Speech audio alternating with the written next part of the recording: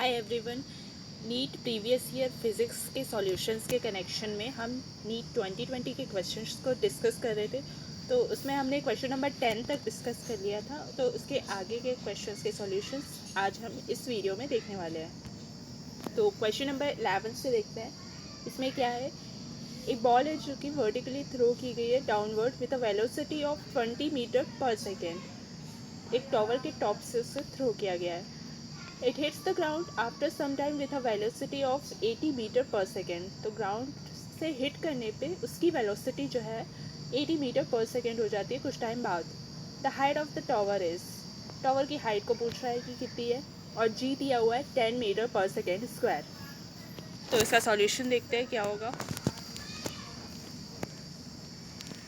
ये chapter kinematics से है और फॉर्मूला कॉपी में ये फिज़िक्स 11th के पेज 12 में मिल जाएगा, और इसका नोट्स आपको मिल जाएगा फिज़िक्स 11th के पार्ट 1 पेज नंबर 52 में।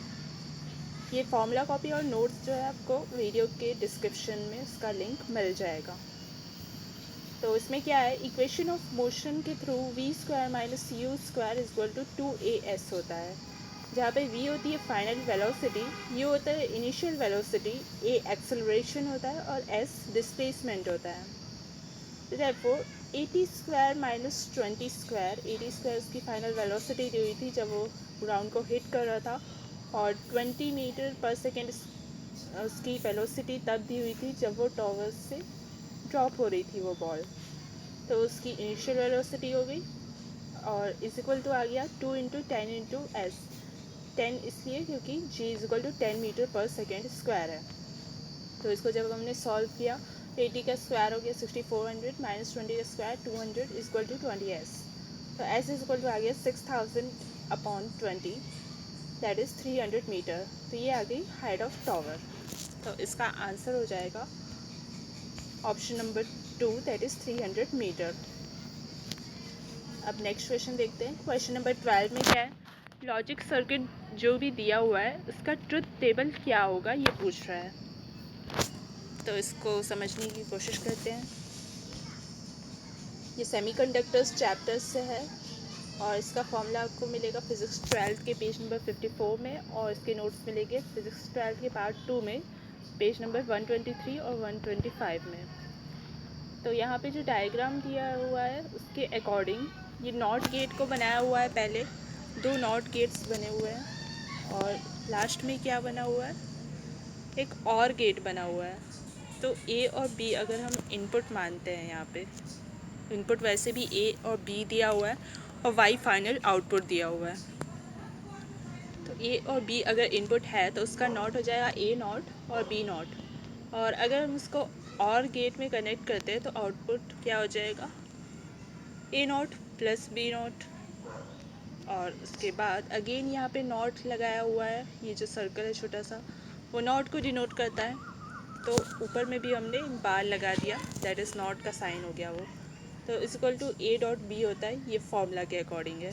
ए not plus B not whole not is equal to A not B, that is A and B. Therefore it acts like and gate.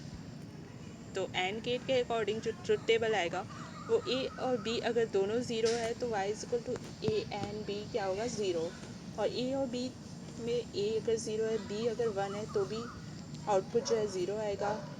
मतलब एंड गेट में होता क्या है exactly कि कोई भी एक नंबर अगर ज़ीरो है, कोई भी एक क्वांटिटी अगर ज़ीरो होती है तो फाइनल आउटपुट भी ज़ीरो होता है, और 1 आने के लिए दोनों को 1 होना पड़ता है, दोनों क्वांटिटीज़ को। तो 1 और 0 का आउटपुट 0 हो गया, 1 एंड 1 का फाइनल आउटपुट 1 होगा। तो ऐसा ऑप्शन किस में दिख रहा है, ऑप्शन नंबर 3 इसके जैसा दिख रहा है। 0 0 0 0 1 का 0 है, 1 0 का 0 है और 1 1 का 1 है। सिर्फ 1 1 का ही 1 होना चाहिए एंड गेट में। तो ये हो गया इसका सॉल्यूशन। इसके बाद नेक्स्ट क्वेश्चन क्या है, क्वेश्चन नंबर 13। एक शॉर्ट इलेक्ट्रिक डायपोल है जिसका डायपोल मोमेंट है 16 into 10⁻⁹ coulomb metre. Electric potential जो है due to the dipole at a point at a distance of 0.6 metre from the centre of the dipole situated on a line making an angle of 60 degree with the dipole axis is। Electric potential पूछ रहा है ये, और ये कुछ कुछ quantities दी हुई है, डाइपोल मोमेंट दिया हुआ है, डिस्टेंस दिया हुआ है उससे, और एंगल दिया हुआ है, साथ में 1/4πε0 की वैल्यू दी है, यानी कि के की वैल्यू दी है 9 × 10⁹ न्यूटन मीटर स्क्वायर पर कूलम स्क्वायर। तो इसका एक फॉर्मूला होता है जिससे वो सॉल्व होता है। देखते हैं इसका सॉल्यूशन। ये इलेक्ट्रोस्टैटिक्स चैप्टर से है फिज़िक्स 12th के सिलेबस में, और फॉर्मूला कॉपी में ये मिलेगा फिज़िक्स 12th के पेज नंबर 5 पे, और नोट्स आपको मिल जाएंगे फिज़िक्स 12th के पार्ट 1 में पेज 43 पे। तो यहाँ पे क्या दिया हुआ है, डाइपोल मूवमेंट जिसको P से डिनोट करते हैं 16 × 10⁻⁹ कूलम मीटर दिया हुआ है, थीटा यानी कि एंगल दिया हुआ है 60 डिग्री, और R यानी कि डिस्टेंस दिया हुआ है 0.6 मीटर, और 1/4πε0 की वैल्यू यानी कि K की वैल्यू दी हुई है 9 × 10⁹ न्यूटन मीटर स्क्वायर पर कूलम स्क्वायर। तो फॉर्मूला से क्या होता है, electric potential V = KP cos θ/r²। तो K की वैल्यू 9 × 10⁻⁹ डाल दी हमने, P की वैल्यू डाल दी 16 × 10⁻⁹, थीटा की वैल्यू cos 60 डिग्री = हाफ होता है तो वो भी डाल दिया हमने, और r² तो 0.6 का स्क्वायर हो गया। तो इसको जब हम सॉल्व करेंगे तो इसका आंसर आ जाएगा 200 वोल्ट। तो ऐसा कौन से ऑप्शन में है, ऑप्शन नंबर 4 इसका आंसर हो जाएगा 200 वोल्ट। ठीक है, ये एक नॉर्मल डाइपोल के लिए है, और बाकी पैरेलल और जो इक्वेटोरियल पोजीशन पे रहता है और जो पैरेलल पोजीशन पे होता है उसके लिए अलग अलग फॉर्मूलेज होते हैं। ये रैंडम पोजीशन के लिए है। ओके, नेक्स्ट देखते हैं। एक कैपिलरी ट्यूब है जिसका रेडियस r है। एंड सॉरी, ये जो प्रीवियस क्वेश्चन था इसमें जो मैंने इक्वेटोरियल पोजीशन बोला था, इसके अगेंस्ट एक और जो पोजीशन होती है वो एक्सियल पोजीशन होती है, तो उसके लिए अलग अलग फॉर्मूलेज होते हैं, और ये वाला जो फॉर्मूला था वो रैंडम पोजीशन के लिए था। ठीक है, तो चलिए नेक्स्ट क्वेश्चन देखते हैं।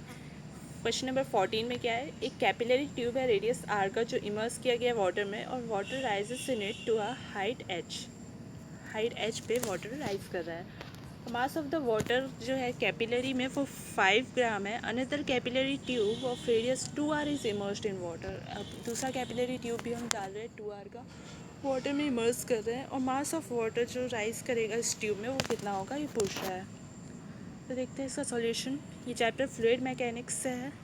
इसके नोट्स वगैरह तो मेरे नोट्स में उतने अच्छे से नहीं दिए हुए हैं, आप इसको मॉड्यूल से देख सकते हैं या फिर अपनी NCERT से।